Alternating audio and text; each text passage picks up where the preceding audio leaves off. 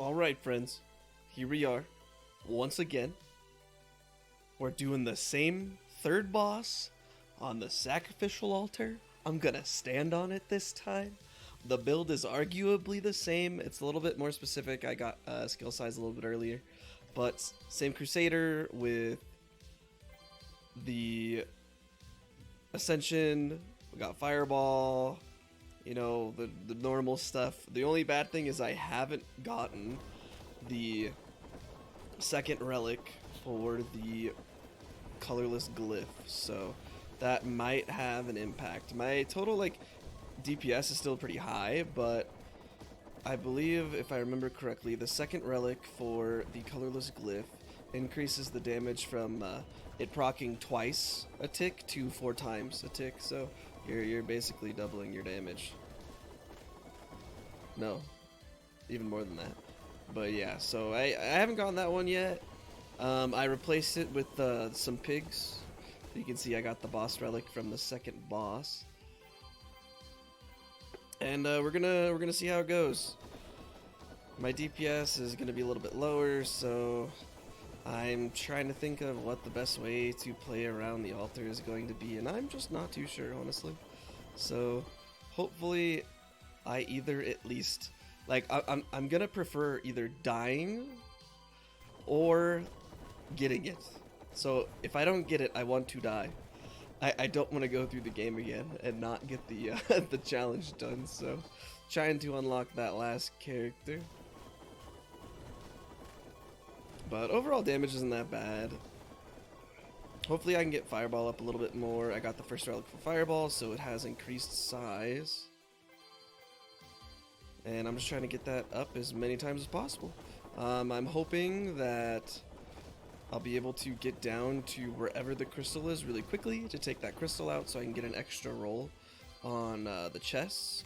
But we will see. It's just all kind of up to luck.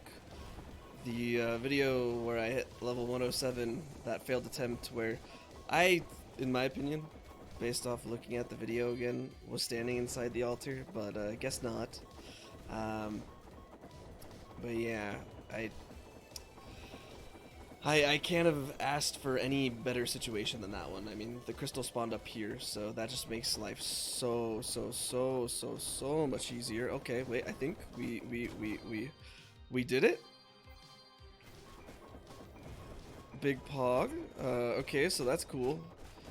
Hopefully I can take it out relatively quick here. Because, you can see how significantly, how much HP the mobs have increased. Unlucky. Didn't really get anything crazy there. I got some extra damage from that Ascension. That's my third Ascension relic. That's going to increase my weapon damage. Well, let's see if I can get Fireball to level 10 right here. How many rolls will it take? There we go, perfect. Okay, so now hopefully I can get down to the door before the boss spawns. That'd be awesome. Okay, I did. Nice. Okay, we'll see how this goes. I am hopeful. Boss is below me. There he is. I'll try and... Okay, his HP is pretty low already. So now I need to just not do a dumb. Okay, I'm pretty sure he just died. I can't exactly tell from all of the stuff on the screen. Okay, we got it. Look at it. It lit up. Okay, let's go. All right. That was very simple. I'm not sure if you guys saw the damage. Definitely take a look at the video. I'll try and find the exact timestamp. Fireball's damage is insane. Single target. That was huge. So I'm probably gonna just talk about final thoughts now and not really focus too much on the rest of this gameplay. So feel free to ignore the the mess that's gonna be happening on the screen. But basically, I think the Crusader has a really good setup for this. But I don't think that was really a huge part of why I was able to clear it right there. I would say the main reason why I was able to clear that so quickly is because I had Fireball up to level 10. Fireball is a fantastic bossing skill, definitely a top tier bossing skill. And if you can get it to max rank, and like, so I have Ascension to level 10, which means I have +2 amount. I don't have any duplication, but I have increased size and I have increased amount from Ascension, so there's some additional fireballs going out there. But if you can stand relatively close to the boss, you'll be able to do a lot of damage. I mean, it only took us three I think shots of the full barrage of fireball to kill him.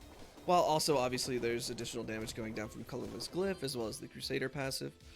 But nothing that seemed, you know, too important outside of Fireball. So I think you could probably do this comfortably on any class as long as you have the right skills. I would say for this map that DPS is definitely the most important thing. You know, DPS has always been important, but I think it's especially important on this map. I know that sounds kind of stupid, but this map has amazing mob density. The mob HP, in my opinion, is significantly higher than normal. Well, not normal, but in comparison to all the other maps. So I think just having a high DPS build is what you're going to be going for. And like I just did, you need to make sure you kill the boss as fast as possible, basically.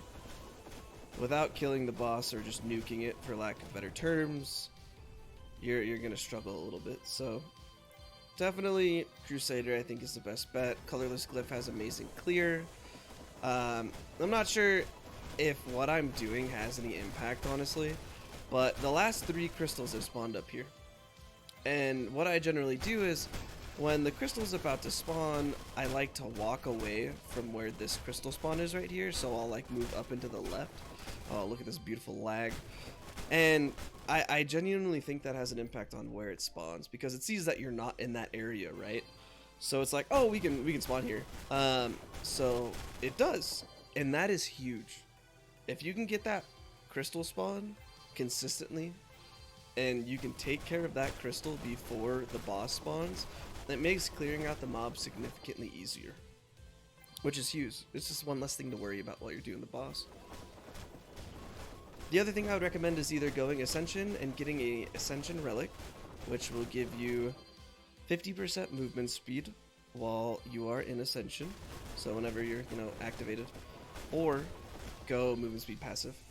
I think movement speed is probably one of the most important things, just purely due to the little specters that are spawning. They don't do a ton of damage, but when 7 of them get stacked on one slot, that is going to add up, especially when you have to worry about dodging the fireballs from the boss.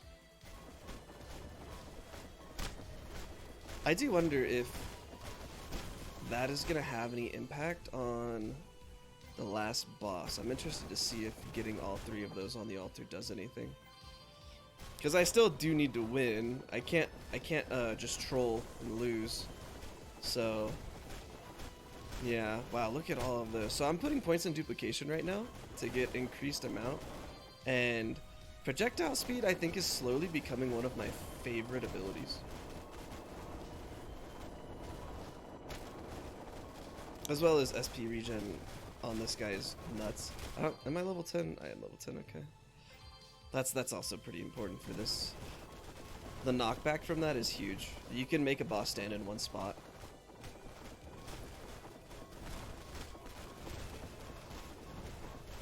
I have to say though, this last boss on this map is a little lackluster in comparison to the other maps.